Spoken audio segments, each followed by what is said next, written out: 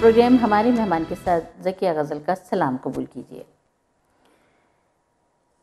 آپ پروگرام ہمارے مہمان دیکھ رہے ہیں، پسند کر رہے ہیں، اس کا بہت شکریہ۔ ہم مختلف شعبہ زندگی سے تعلق رکھنے والے لوگوں سے آپ کو لمحہ بلمحہ متعارف کرا رہے ہیں۔ آج ہمارے اسٹوڈیوز میں جو مہمان موجود ہیں، پہلے میں آپ سے ان کا تعارف کراؤں۔ سیدہ نظر صدیقی ایک شاعر، ادیب، ایجوکیٹر اور سوشیولوجسٹ ہونے کے ساتھ ساتھ تاریخ، تصوف، عالمی مذاہب اور نظام ہائے سیاست کی سنجیدہ طالب علم ہیں۔ ان مختلف علوم کا تجزیہ وہ امن کے ایک جامع اور متوازن نقطہ نظر سے کرتی ہیں، جسے کاسمک وے کہتے ہیں۔ انہوں نے یونیورسٹی آف ٹورنٹو سے نہ صرف سوشیولوجی اور ایجوکیشن میں تعلیم حاصل کی، بلکہ امن عالم کے نقطہ نظر کے خالق اپنے استاد محترم کے ساتھ 8 سال بحیثیت سوشیولوجسٹ ان کی رہبری میں کام کیا۔ ان کے انتقال کے بعد نظر صدیقی صاحبہ ان کی 4 کتابوں کی اشاعت کر چکی ہیں۔ یہ نقطۂ نظر دنیا کی موجودہ تباہ کن روش کے مقابلے میں امن عالم کا ایک نظام پیش کرتا ہے۔ امن کے اس شعور کی ترویج نظر صدیقی کا مقصد حیات ہے۔ ان کی ذاتی زندگی اور ادبی تخلیقات امن کے انہی اصولوں پر مبنی ہے۔ 1987 میں عالمی اردو کانفرنس دہلی، جس میں پوری دنیا سے اردو کے 300 اہل قلم نے شرکت کی، نظر صدیقی کی کتاب ندائے امن کی اشاعت کی گئی اور انہیں شاعری کی تاریخ میں پہلی بار امن عالم کو بنیادی موضوع اختیار کرنے پر اردو شاعرہ قلی قطب شاہ ایوارڈ دیا گیا۔ وہ اردو کی واحد اہل قلم ہیں جن کی پذیرائی کینیڈا کے مین اسٹریم اخبار گلوبل میل نے پوئٹ آف پیس اور ٹورنٹو اسٹار نے ان کا انٹرویو ہر جرنی ٹو پیس کے عنوان سے چھاپا۔ ایک درویش صفت خاتون ہے، نہ ستائش کی تمنا، نہ صلے کی پرواہ، مگر اس کے باوجود اہل فکر اور اہل نظر نے انہیں پہچانا۔ مختلف اخباروں نے انہیں poet of peace, angel of peace اور پیس ایمبیسیڈرز کے خطاب دیے۔ ہم اپنے اسٹوڈیوز میں محترمہ نظر صدیقی کو خوش آمدید کہتے ہیں۔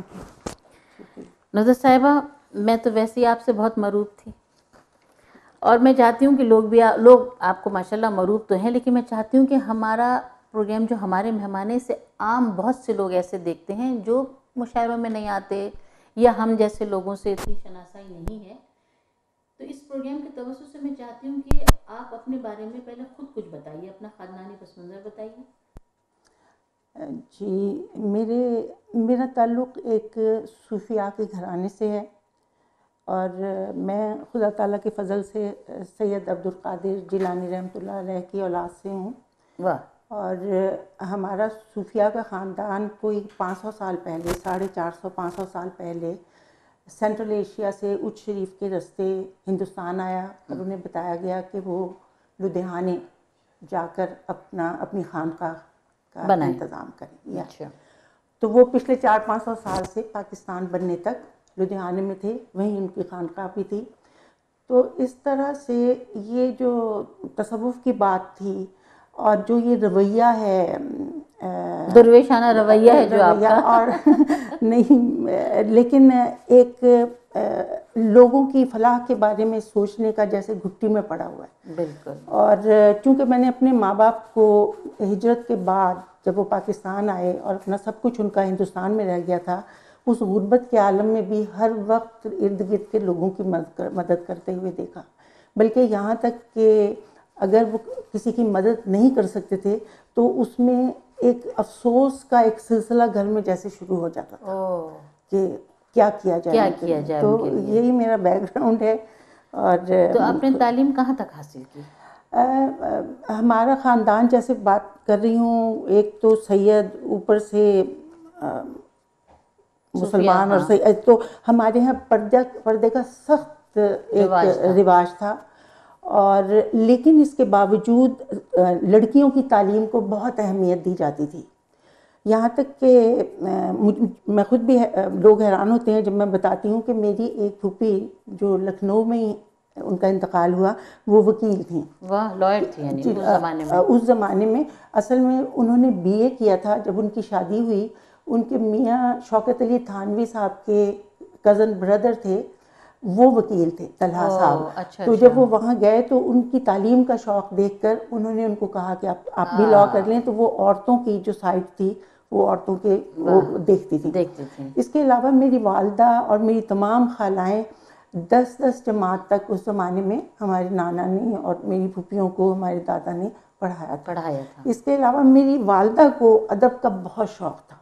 دنیا بھر کے جو اچھے لکھنے والے تھے وہ کتابیں خرید کے پڑھتی ہیں. ظاہر ہے آپ ان کو دیکھتی ہوں گی. وہ گھر میں باقاعدہ ایک چھوٹی سی لائبریری تھی, اگرچہ اس کو تالا لگایا جاتا تھا تاکہ میں نہ اس میں گھسوں, لیکن پھر بھی بچپن سے آنکھ جب کھولی تو ہمارے والد اور بزرگ سارے جو تھے وہ آپ کو پتہ ہے کہ شیخ سعدی کی روایات پہ ان کے اشعار کان میں پڑھتے تھے.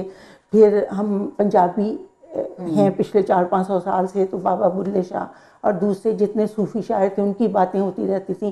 اور ویسے شعر و ادب کا چرچا ہر وقت. فیض اور یہ سارے جتنے شاعر ہمارے پرانے شاعر ہیں, جتنے بھی لوگ ہیں, مطلب میر سے لے کے غالب تک, اور یہ سارے لوگ یہ گھر میں ان کے مجموعے موجود تھے اور یہ باتیں ہوتی رہتی تھیں. تو تعلیم کے سلسلے میں بہت خوش قسمت ہوں کہ اگرچہ بڑی پردے میں اور باقاعدہ ہمیں کوئی چھوڑنے جاتا تھا اور لینے آتا تھا, لیکن میرے والد نے وہاں, میں نے MA اردو کیا, لٹریچر میں کیا, بلکہ میں نے یونیورسٹی میں میری 2nd پوزیشن تھی. اور اس کے بعد لیکن میرا نکاح فوراً ہی بعد میں جیسے ہوتا ہے وہ کر دیا گیا. پھر بھی میں نے ضد کر کے جا کے جوائن کیا اور میں گورنمنٹ کالج ساہیوال میں کچھ عرصہ میں نے پڑھایا. یعنی ایک ادبی خانوادہ ہے آپ کا. جی. صوفیانہ تو ہے ہی لیکن اس کا ادبی خانوادہ بھی ہے. تو آپ نے پہلا شعر کس عمر میں کہا؟ پہلا شعر تو مجھے یاد نہیں, کیونکہ میں نے سنا ہے کہ میں بچپن سے ہی گھڑتی رہتی تھی کچھ نہ کچھ, اور شعروں میں تک بندیاں کرتی رہتی تھی. جیسے ایک رضی بھیا تھے جو ہماری خالہ جان کے کوک تھے, تو وہ بہت چڑھتے تھے مجھ سے. میں جب بھی وہاں جاتی تھی تو وہ سمجھتے تھے کہ یہ شرارت کرے گی, تو ان کو چڑھانے کے لیے ان کی چھت کے اوپر کھڑے ہو کے میں زور زور سے کہتی رہتی تھی, رضی بھیا نے پوڑے پکائے, 2 آنے کا بیسن لائے, لا کر اس کو گھولم ڈالا, پھر اسے توے پہ ڈالا, پورے جل گئے ہائے. اور وہ چمٹا لے کے میرے پیچھے. یعنی کہ آپ بچپن سے یہ تھا کہ آپ جو ہیں وہ بندیاں شروع سے میں کرتی تھی, مصرے بناتی تھی. اور جب بڑے ہمارے کوئی بہن بھائی یا کزنز بیٹھ کے کرتے تھے بیت بازی, تو وہ مجھے نہیں آنے دیتے تھے. پھر رو دھو کے جب میں 8-10 سال کی ہوئی آنا شروع ہوئی تو وہ مجھے نکال دیتے تھے کہ یہ تو نے خود ہی کر لیا ہے شعر, کوئی نہیں. تو یہ تو مجھے یاد نہیں کب, لیکن میری جو پہلی غزل چھپی وہ 15 سال کی عمر میں تھی. اچھا. جی. میں نے دراصل بہت جلد ڈبل اسکپ کر کے, تو 14 سال کی عمر میں ہی میں نے میٹرک کر لیا تھا. لیکن وہ کاغذات میں چونکہ 16 سال سے پہلے لکھا نہیں اجازت نہیں تھی, تو اس میں وہ گاؤں کا ایک اسکول تھا, منڈی بہاؤالدین میں ہم لوگ تھے, تو وہاں انہوں نے پھر 16 سال لکھ کے بھیج دیا. تو جب میں فرسٹ ایئر میں گئی تو مجھے یاد ہے کہ ہماری ٹیچر مسز خان ہوتی تھیں, انہوں نے کہا, میں کراچی میں دراصل مجھے پہلا داخلہ دلوایا گیا ہوم اکنامکس کالج میں, تو وہاں ساری لڑکیاں زیادہ تر انگلش میڈیم سے تھیں. تو انہوں نے آتے ہی مجھ سے کہا کہ تمہیں اس رسالے کے لیے غزل لکھنی ہے. ہم بڑے حیران ہوئے. خیر پھر لکھ ڈالی غزل, اور رسالہ استنارہ اس میں وہ چھپی. تو وہ کیا اس کا کوئی پہلا شعر؟ اس کا پتہ نہیں, کچھ شعر میری یادداشت بھی خراب ہو گئی ہے, لیکن شاید ایک شعر یہ تھا کہ میں نے دل دیا میں نے جان دی, تیرے بت قدوں کے حصول میں, تو نے بے رحم میرے سامنے میری مسجدوں کو جلا دیا. واہ واہ واہ واہ واہ. اور ایک اور اس کا شعر تھا کہ وہ تو ڈر رہے تھے پیام بھر بھی پیام یار نہ جان لے, میں نے سب کے سامنے خط لکھا اور نامہ بر کو کھلا دی. بہت عمدہ. واہ واہ واہ. تو بحیثیت عورت پاکستان میں شاعرہ کی حیثیت سے اپنے آپ کو کیسے سروائیو کیا اس وقت؟ دراصل کالجز میں انٹر کولیجیٹ مشاعرے ہوتے تھے, مقابلے ہوتے تھے, بس انہی تک محدود تھی. اور میں اپنے ہر کالج میں ہوم اکنامکس کے بعد لاہور کالج فار ویمن چلی گئی, پھر وہاں سے میں جامعہ نصرت ربہ میں چلی گئی, پھر پنجاب یونیورسٹی آئی. لیکن ہر دفعہ اللہ کا شکر ہے کہ میں اپنے کالج کے لیے, میں نے وہاں سے BEd میں لیڈی مکلیگن کالج سے ٹریننگ بھی لی, تو MA BEd تھی میں جب میں یہاں آئی ہوں, اور 2-3 ایئرس کا میرا لیکچرشپ کا گورنمنٹ کالج میں ایکسپیرینس تھا. تو وہاں تو ہمیں اجازت نہیں تھی شادی سے پہلے کسی بھی مردانہ مشاعرے میں جانے کی، مشاعرے میں جانا اور کیونکہ پڑھنا۔ شاعروں کے بارے میں کچھ اچھے خیالات نہیں تھے ہمارے ابا کے۔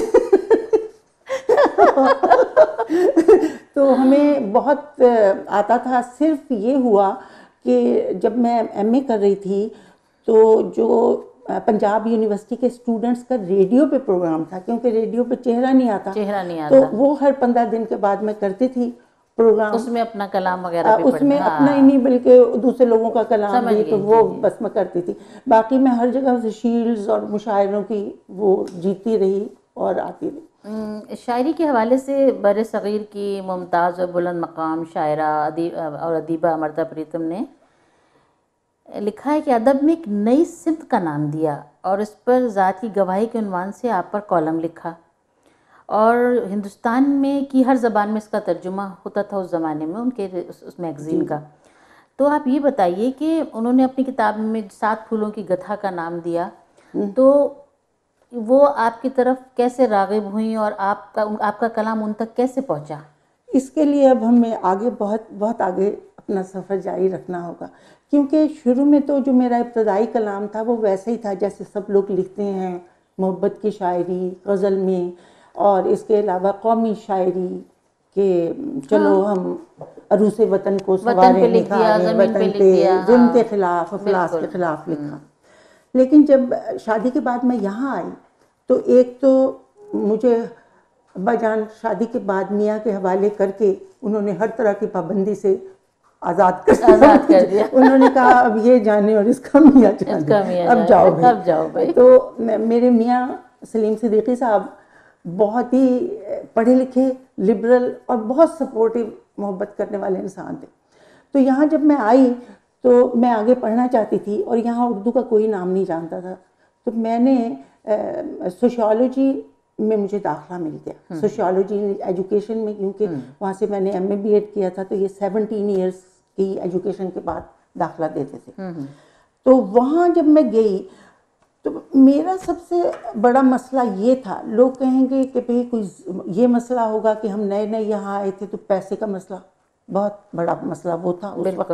دوسرا مسئلہ یہ کہ کلچرل شوق کا مسئلہ، ہاں مجھے ہر چیز نہیں لگتی تھی اور میرا دل بہت اداس تھا۔ تیسری بات، لوگ سوچ سکتے ہیں کہ بھئی اپنے جن بزرگوں کو پیچھے چھوڑ آئے، گھر کو چھوڑ آئے، لیکن میرے ساتھ ایک اور بہت بڑا مسئلہ تھا، اور وہ پاکستان میں بھی تھا۔ اچھا، وہ کیا؟ وہ مسئلہ یہ تھا کہ جو معاشرے میں مختلف قسم کی نیگیٹو تبدیلیاں آ رہی تھیں، اس سے میں بہت بے چین تھی، اور اس سلسلے میں مجھے بہت سے تجربات ہوئے جن میں دینی رہنماؤں کا تجربہ ہوا، اور مجھے پتہ چلا کہ ان کے ایک ہاتھ میں قرآن تو ہے لیکن اس پہ عمل نہیں ہو رہا، جو وہ کہہ رہے ہیں وہ کر نہیں رہے ہیں، اور یہ کھل گیا مجھ پہ۔ دوسری بات یہ کہ ایز اے اسٹوڈنٹ بھٹو کے اوپر ہم لوگ جان دیتے تھے، اسٹوڈنٹ سارے کے سارے جو تھے ان کی سپورٹ اس کے لیے تھی، اور وہ ہمارا ہیرو تھا، کیونکہ وہ پہلا الیکٹڈ عوام کا ریپرزنٹیٹیو تھا، اور اس شخص نے روٹی کپڑا اور مکان کا نعرہ دیا تھا۔ جی ناظرین، ہمارے ساتھ اسٹوڈیوز میں نصرت صدیقی صاحبہ موجود ہیں، ہم آتے ہیں ایک بریک کے بعد۔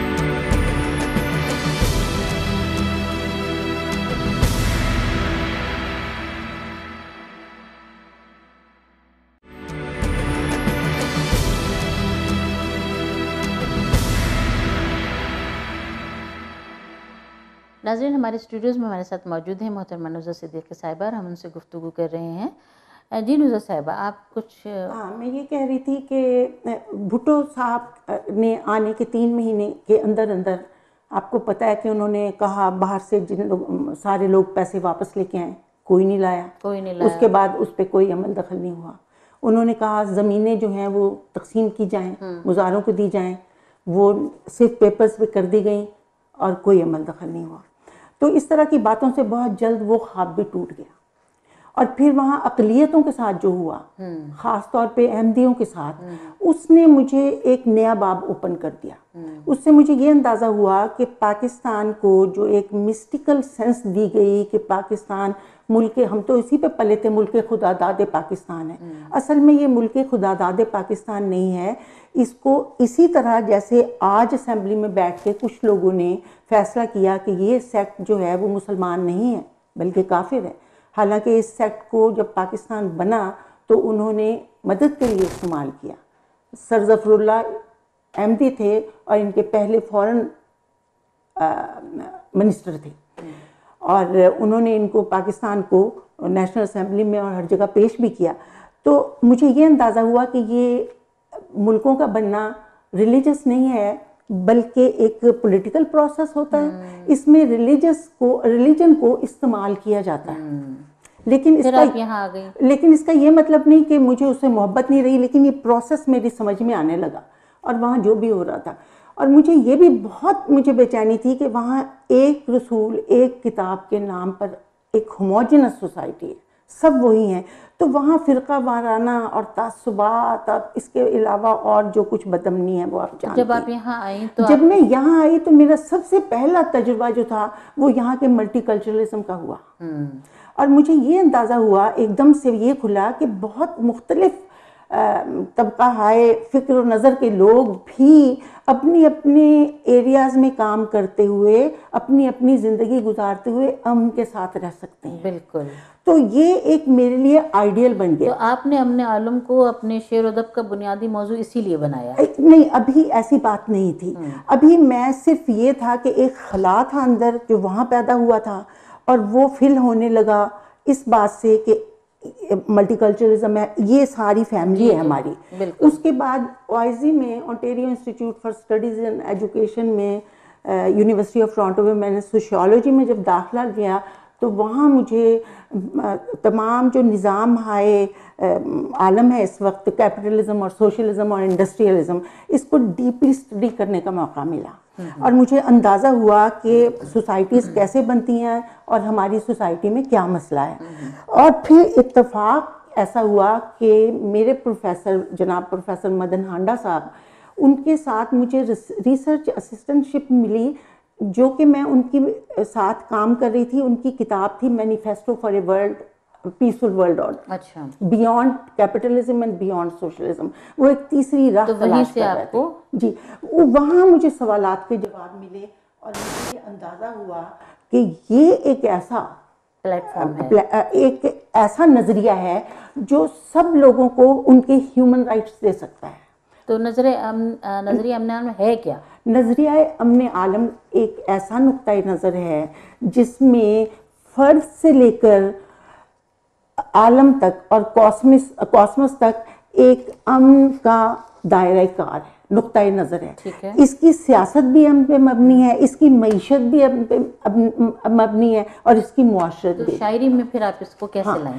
شاعری میں میرے ذہن میں نہیں تھا یہ بات کہ اتنا ہیوی موضوع شاعری میں آ سکتا ہے، میں نہیں سوچ سکتی تھی، لیکن میرے استاد محترم کو پتا تھا، وہ فارسی اور اردو کے بھی عالم تھے، ان کو پتا تھا کہ میں شاعری کر رہی ہوں، اور انہوں نے کہا کہ تم اس میں کیوں نہیں ڈالتی؟ تو ان کے کہنے سے پھر مجھے کافی اسٹرگل کا سامنا کرنا پڑا، لیکن میں نے اس کو ڈالنا شروع کیا۔ تو آپ کی امن کی شاعری کے حوالے سے جو کہا کہ آپ امرتا پریتم صاحبہ نے کہا کہ آپ شاعری کو یا ادب کو ایک نئی سمت دے رہی ہیں، اس سلسلے میں آپ کیا کہیں گی؟ وہ بس امرتا پریتم صاحبہ سے اس لیے ملاقات ہوئی کہ وہاں ہندوستان میں جی پہلی آپ کو امن کا ایوارڈ ملا، وہاں وہ بھی موجود تھیں۔ اچھا، اور بلکہ مالک رام صاحب جو کہ غالبیات کے بہت بڑے پروفیسر، اور اس وقت شاید لیٹ 90s کی ان کی ایج تھی، وہ اس کمیٹی کے سربراہ تھے جنہوں نے مجھے چنا تھا۔ تو وہاں جب امرتا پریتم کو مجھے سننے کا موقع ملا تو انہوں نے مجھے گھر پہ بلایا اور مجھ سے میری پوری تفصیل اور شاعری سنی، اور اس کے بعد مجھے نہیں پتا تھا، اگلے دن میں نے ان کا کالم اخبار میں دیکھا۔ واہ، اچھا یہ بتائیے کہ تعلیمی میدان میں آپ نے جو امن عالم کا نصاب تیار کیا وہ کیا ہے؟ دیکھیں، جو تعلیم ہے اصل میں یہ جتنے نظام ہائے فکر ہوتے ہیں وہ شعور کی صنعت گری سے پیدا ہوتے ہیں. صحیح. جب اب انڈسٹریلزم میں ہم رہ رہے ہیں نا تو ہمارے نصاب اسکولوں کے ویسے ہی ہیں جو ہمیں اس انڈسٹری کے لیے تیار کرتے ہیں. بالکل. اور پھر ہمارے اسکولوں کے بعد ہمارا میڈیا، ہمارے اخبار، ہماری ہر چیز، نئی کاریں، نئی یہ وہ ساری چیزیں اس کی مارکیٹ پرووائڈ کرتی ہے. اب جب ہم نے یہ سسٹم بدلنا ہے تو ہمیں اور بہت سی چیزوں کے ساتھ شعور کی تعلیم و تربیت بھی کرنی پڑے گی. صحیح. ٹھیک ہے. تو اس سلسلے میں یہ آپ نے نصاب تیار کیا. میں نے نصاب تیار کیا جو یہاں ایک یونیورسٹی تھی، ورلڈ یونیورسٹی آف پیس. اس میں وہ چونکہ میرا ریسرچ کا کام بھی سوشیولوجی ان ایجوکیشن تھا تو اس سلسلے میں اس کا نصاب میں نے تیار کیا. تو یہ آپ بورڈ آف ڈائریکٹر رہی 11 سال. 11 سال میں اس کے بورڈ پہ بھی رہی اور میں اس کی آرگنائزر بھی تھی. اچھا. اس میں ہم لوگ یہ پاپولر ایجوکیشن تھی، عوام کو بلا کے، جس میں یونیورسٹی کے اسٹوڈنٹ اور پروفیسرز بھی آتے تھے اور لوگ بھی آتے تھے. اس میں ہم پوری یورپ میں اور دنیا میں جو ریسرچرز موجود ہیں، جوہن گیلٹونگ اور یہ اور وہ جو سب سے بڑے نام ہیں، ان لوگوں کو بھی ہم نے بلایا اور وہ آئے. ویژن ٹی وی پر 1990 میں جنوری سے جولائی تک آپ نے کاسمک وے پہ پروگرام بھی کیا. اس کا کیا بیک گراؤنڈ تھا؟ اس کا بیک گراؤنڈ بھی ایگزیکٹلی ایجوکیشنلی تھا کیونکہ اس کا عنوان تھا ایکالوجی. اصل میں cosmic way colon ecology, spirituality and global peace, یہ اس کے 3 پلرز ہیں کیونکہ ان تینوں پہ کام کرنے سے نظام قائم ہو سکتا ہے. تو ان تینوں کی ایجوکیشن تھی وہ. ان تینوں کی ایجوکیشن تھی. جی. یہ بتائیے نظر صاحبہ کہ ہجرت کے بارے میں آپ کا زاویہ نگاہ کیا ہے؟ دیکھیں ہجرت میں کیا اس راہ پہ جو سب پہ گزرتی ہے وہ گزری اور کوئی بھی اس سے بچا نہیں ہوتا. نوسٹیلجیا، پین، سفرنگ ہوتی ہے. لیکن آج کی ہجرت جو ہے، اور مجھ پہ بھی یہی گزرا، اور پہلے میں نے بھی اسی طرح کی شاعری کی جیسی تمام ہجرت کی شاعری ہو رہی ہوتی ہے. لیکن سارے تعلیم کا مجھے یہ فائدہ ہوا کہ چونکہ میں سارے نظام دیکھنے لگی تھی اور زندگی کو کھول کے ایک کرٹیکل انالیسس کرنے کا رویہ پیدا ہو گیا تھا، تو مجھے یہ اندازہ ہوا کہ ہم لوگ وہ مہاجرین نہیں ہیں جو اپنی زمین سے بری طرح سے نکالے گئے ہوں. حالانکہ جو اقلیتیں ہیں ان کو نکالا بھی گیا، وہ نکل رہے ہیں مجبوراً. لیکن ہمارے 90% مہاجرین جو ہیں وہ اکنامک ریفیوجیز ہیں. بالکل. وہ ایک بہتر زندگی کے لیے آئے ہیں اور اس زمین نے ڈیفینیٹلی ایک بہتر زندگی دی ہے، ایک پرامن زندگی دی ہے، ایک خوشحال زندگی دی ہے اور ایک آزادی کی ایک فضا میں ان کو زندگی دی ہے. تو اس لیے پہلے میں نے نوسٹیلجک نظمیں لکھی 1981-82 میں، لیکن اب ہوتے ہوتے مجھے لگا کہ مجھے ایک نئے زاویے سے، اس زاویے سے جس میں تشکر ہو وہ لکھنا چاہیے. یہ اس زمین کا مجھ پہ حق ہے. ناظرین، ہمارے اسٹوڈیوز میں ہماری مہمان ہیں محترمہ نظر صدیقی صاحبہ. ہم حاضر ہوتے ہیں بریک کے بعد.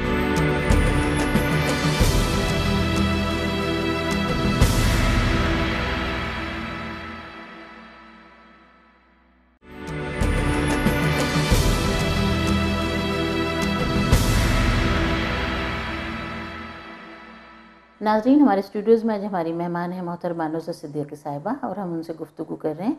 آئیے گفتگو کا سلسلہ وہیں سے شروع کرتے ہیں جہاں سے منقطع ہوا تھا. جی نظر صاحبہ، ہم پیپل سے میپل تک کی بات کر رہے تھے. جی، پیپل سے میپل تک کی بات میں بنیادی طور پہ یہ سمجھتی ہوں، جو کاسمک وے سے میری کانشسنس ہوئی ہے کہ پوری زمین ہماری دھرتی اور یہ ہمارا وطن ہے. بالکل. اور اس میں ہم کہیں بھی ہوں یہ ہماری ماں ہے. بالکل. تو پہلے ہمارا پتہ وہاں تھا اور ابھی بھی ہے، ابھی یہاں بھی ہے. تو یہ، اور اس کے علاوہ جو ملک ہم کو ہر طرح کا تحفظ دیتا ہے، ہماری وفاداریاں اس کے ساتھ اظہار تشکر. بالکل.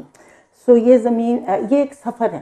بالکل. پیپل سے میپل تک، دل کی زمین پر نیم اور پیپل کے پہلو میں میپل کا ایک پیڑ بھی اگایا ہے جس کا میری ماں جیسا ٹھنڈا سایہ ہے.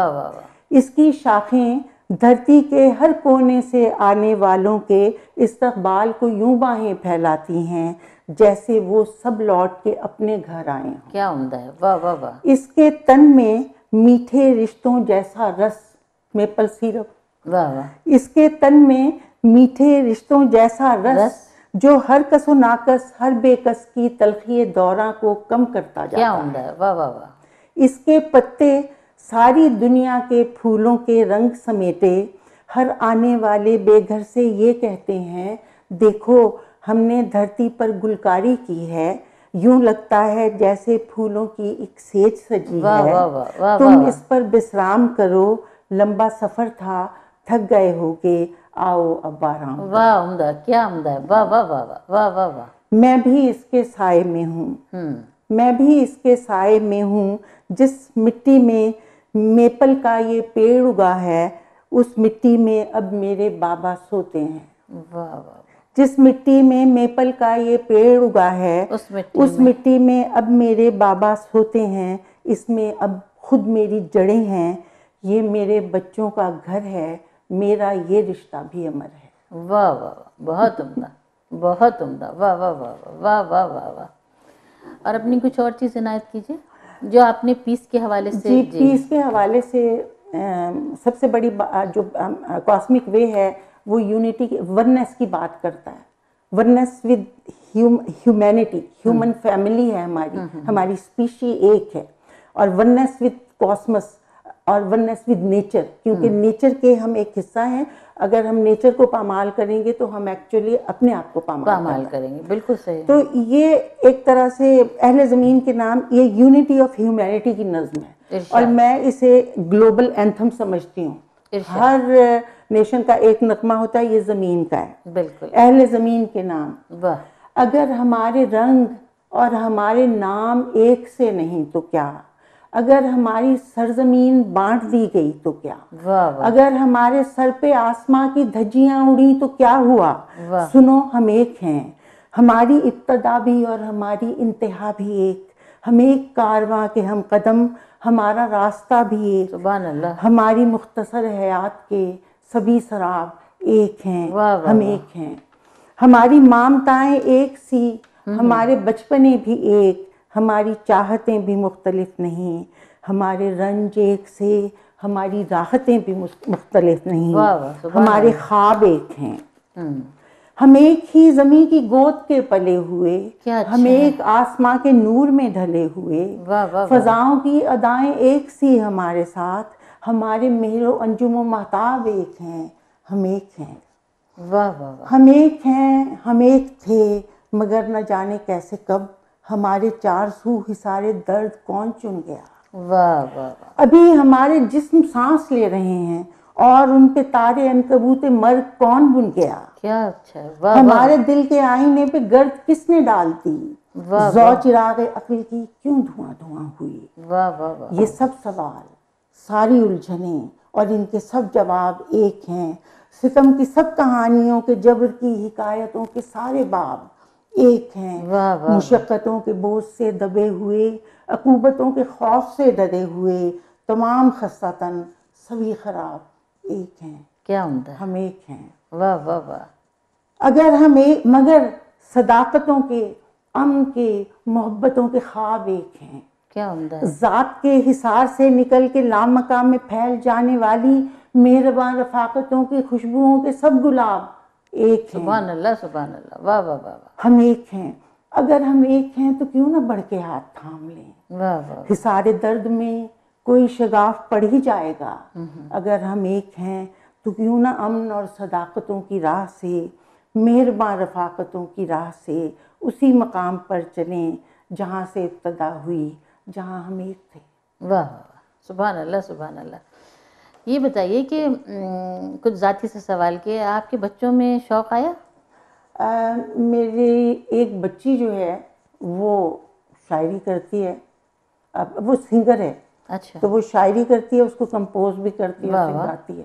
لیکن اس کی زبان جو وہ اردو میں شاعری نہیں کر سکتی، افسوس ہے. انگریزی میں کرتی ہے. اس نے کئی سیڈیز نکالی ہیں، بلکہ ابھی اس کو انٹیریو آرٹس کونسل کی طرف سے ایک وہ ملی تھی گرانٹ، تو اس نے اس کی سے سی ڈی ابھی ریلیز کی. واہ بھائی بہت عمدہ. اس کا نام سارا صدیقی ہے. سارا صدیقی. واہ واہ، یہ تو بہت عمدہ بات بتائی آپ نے. جی. تو یہ بتائیے کہ جب آپ شعر کہتی ہیں تو پہلے سامع کون؟ اب جب لکھتی ہیں پہلے سامع کون؟ شوہر نامدار؟ شروع سے ہاں جی. اب ڈاکٹر صاحب طاہر قاضی صاحب جو ہیں وہ بھی بہت اچھا ذوق رکھتے ہیں، اچھا ذوق بھی رکھتے ہیں، اپریشیٹ بھی کرتے ہیں، اور ہم لوگ ایک ہی ویو لینتھ پہ ہیں. وہ بھی فلسفے کے، تاریخ کے اور ادب کے ایک طالب علم ہیں، سنجیدہ بہت، تو ان سے ہی میں شیئر کرتی ہوں. صحیح. تو ادبی منظرنامے کے بارے میں کیا کہیں گی آج کل کے؟ دیکھیں، اس وقت جب معاشرے میں ٹوٹ پھوٹ ہو رہی ہوتی ہے تو ادب بھی معاشرے کا عکاس ہوتا ہے، اس میں بھی ٹوٹ پھوٹ ہو رہی ہوتی ہے. تو لیکن میں اس اسکول آف تھاٹ سے تعلق رکھتی ہوں جو ادب برائے زندگی کا قائل ہے. بالکل. تو میں یہ سمجھتی ہوں کہ مفکر، شاعر، عالم، مذہبی رہنما، فلاسفر، یہ تمام لوگ کسی معاشرے کے رہنما ہوتے ہیں. بالکل. اور جس وقت وہاں کوئی ایسا گتھی بن جاتی ہے جو لوگوں سے نہیں سلجھتی، یہ لوگ سلجھاتے ہیں. تو اس میں آج کل تو اس کا فقدان ہے. جو شاعر ہے اس کا یہ فرض ہے، کیونکہ میں شاعروں کی طرف سے اس وقت بول رہی ہوں، شاعر کا یہ فرض ہے کہ وہ اس وقت قلم اٹھائے اور بات کرے. لوگ بات کر رہے ہیں لیکن وہ پرانے نقطہ نظر میں ہی زیادہ سے زیادہ بات کر رہے ہیں، جس میں سوشلزم یا کیپٹلزم ہے. جبکہ آپ آج کے نظام کو دیکھیں تو اس میں ظلم کی انتہا ہو چکی ہے، اور ظلم کامن ڈینومینیٹر ہے. انسان انسانوں پہ بھی ظلم کر رہا ہے، انسان ماحولیات پہ ظلم کر رہا ہے. بالکل. انسان کا رشتہ خود اپنے آپ سے ٹوٹ گیا ہے، وہ اپنی ایلینیشن کا شکار ہے. بالکل. وہ ڈپریشن اور اور وہ اپنی تمام اپنے ساتھ بھی اور اپنی تمام فرسٹریشن کو پھر وہ معاشرے پہ اپلائی کرتا ہے. تو اس وقت اگر کامن ڈینومینیٹر، کامن کرائسس ظلم ہے تو اس کی تمام چیزوں کی کامن اصلاح ظلم کے مقابلے میں امن سے ہو سکتی ہے. اور یہ امن اگر یہ کہا جائے کہ پرانے نقطۂ نظر سے ہو جائے گا تو وہ اس لیے نہیں ہوگا کہ پرانے نقطۂ نظر پہ چلتے ہوئے ہم ظلم کی اس انتہا پہ پہنچے. جن نقطۂ نظر نے ہمیں ظلم کی اس انتہا پہ پہنچایا ہے، جہاں یہ پوری زمین بھی گھبرا رہی ہے، ہمارا جو نیچر کا پورا ایک سسٹم ہے بایولوجیکل وہ بھی خراب ہو رہا ہے، تو اس کے لیے ہمیں ایک نئے نقطۂ نظر کی ضرورت ہے. ہمیں سوچنا پڑے گا. بالکل. کہ ہم اپنی زندگیاں کیسے بسر کر رہے ہیں، کیا اس کو بدلیں. ہماری سیاست کس روش پہ جا رہی ہے، ہماری معیشت سب سے بڑی بات کس روش پہ جا رہی ہے. اور یہ چیزیں شاعر کا، فلاسفر کا، صوفی کا یہ ہر ایک کا فرض ہے کہ وہ امن کی طرف توجہ دے. اچھا یہ بتائیے کہ فرمان فتح پوری صاحب نے آپ کی غزل کی تعریف کرتے ہوئے غالب کی زمین پر ایک کہی گئی غزل کا لکھا ہے، تو کیا آپ اس غزل کے چند شعر ہمارے ناظرین کو سنانا پسند کریں؟ جی ضرور. میں یہ کہتی چلوں کہ میں بنیادی طور پہ تو نظم کی شاعرہ سمجھتی ہوں، لیکن اس کی وجہ صرف یہ ہے کہ جو موضوعات میں نے چنے یا جو خیالات میں نے چنے وہ غزل کے چھوٹے سے پیمانے میں نہیں آ سکتے. لیکن میں غزل کو اپنی خوبصورتی اور اپنی جو خاص طور پہ ماڈرن غزل ہے اس کے امکانات کے حوالے سے بہت بڑی صنف مانتی ہوں. بالکل. تو غزل کے چند اشعار ہیں. یہ غالب کی طرح تھی کہ ذکر میرا مجھ سے بہتر ہے کہ اس محفل میں. واہ واہ واہ. تو اس کا مطلب ہے کہ اب جنوں کس موڑ پر، اب شوق کس منزل میں ہے. واہ. اب جنوں کس موڑ پر، اب شوق کس منزل میں ہے. قیس کس صحرا میں، لیلا کون سے محمل میں. واہ بہت عمدہ. اب جنوں کس موڑ پر، اب شوق کس منزل میں ہے. کیا عمدہ ہے. واہ واہ. قیس کس صحرا میں، لیلا کون سے محمل میں ہے.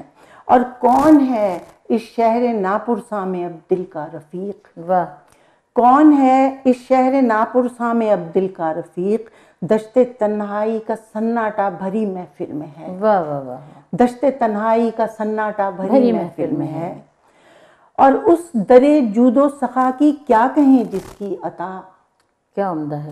اس درے جود و سخا کی کیا کہیں جس کی عطا عمر بھر کی نارسائی کاسائے سائل میں ہے۔ واہ واہ واہ واہ واہ واہ واہ۔ اس درے جود و سخا کی کیا کہیں جس کی عطا عمر بھر کی نارسائی کاسائے سائل میں ہے۔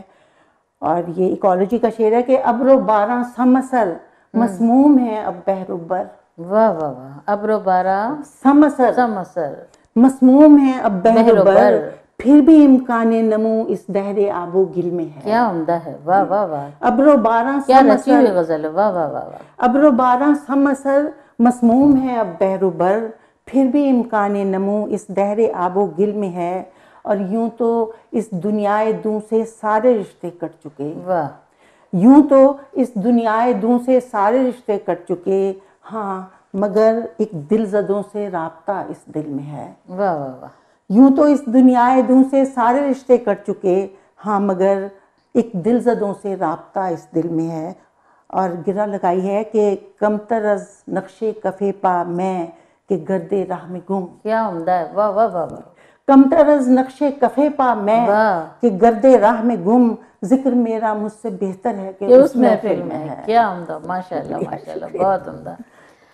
محترمہ نظر صدیقی صاحبہ، ہم آپ کا بہت شکریہ ادا کرتے ہیں کہ آپ نے اپنے قیمتی وقت میں سے ہمیں یہ وقت نکال دیا، ہمارے مہمان میں آپ تشریف لائیں، آپ کا بہت بہت شکریہ۔ میں سمجھتی ہوں یہ میرے لیے بڑی عزت افزائی کی بات ہے کہ آپ نے مجھے یہاں بلایا، اور کیا آپ نے پیغام مجھے، دینا، کیا پیغام دینا میں چاہیں؟ صرف یہی پیغام دینا چاہتی ہوں کہ اپنی زندگی کو امن کے اصولوں پر ڈھال دیجئے، اور وہ امن اور محبت کا ایک ایسا چشمہ آپ کے دل میں جاری ہو جائے جو کہ ہر صاف قلب میں جاری ہو جاتا ہے، جو ہر انسان، ہر حیوان، جمادات اور ہواؤں اور پانیوں کے لیے بھی ہو۔ اور اپنی یہ فرد، ہم سمجھتے ہیں کہ فرد کیا کر سکتا ہے، لیکن میں سمجھتی ہوں کہ اپنے اپنے حصے کا پانی اس تالاب میں ڈال دیجئے جس کے لیے پیاسے تڑپ رہے ہیں۔ بالکل، بہت خوبصورت۔ ناظرین، پروگرام ہمارے مہمان میں آج ہماری مہمان تھی محترمہ نظر صدیقی صاحبہ۔ آپ یہ پروگرام منگل کی شام 7 بجے دیکھ سکیں گے، اور یہ پروگرام ریپیٹ ہوگا بدھ کو دوپہر 1 بجے، اتوار کو دوپہر 1 بجے۔ آپ ہماری ویب سائٹ بھی وزٹ کر سکتے ہیں toronto360.tv۔ آپ ہمیں اپنی رائے سے نوازیے، ہمارے پروگرام کو دیکھیے، پسند کیجیے، تاکہ ہم آپ کی آراء کی روشنی میں اپنے پروگرام کو مزید بہتر بنانے کی کوشش کر سکیں۔ ذکیہ غضب کو اجازت دیجیے، اللہ حافظ۔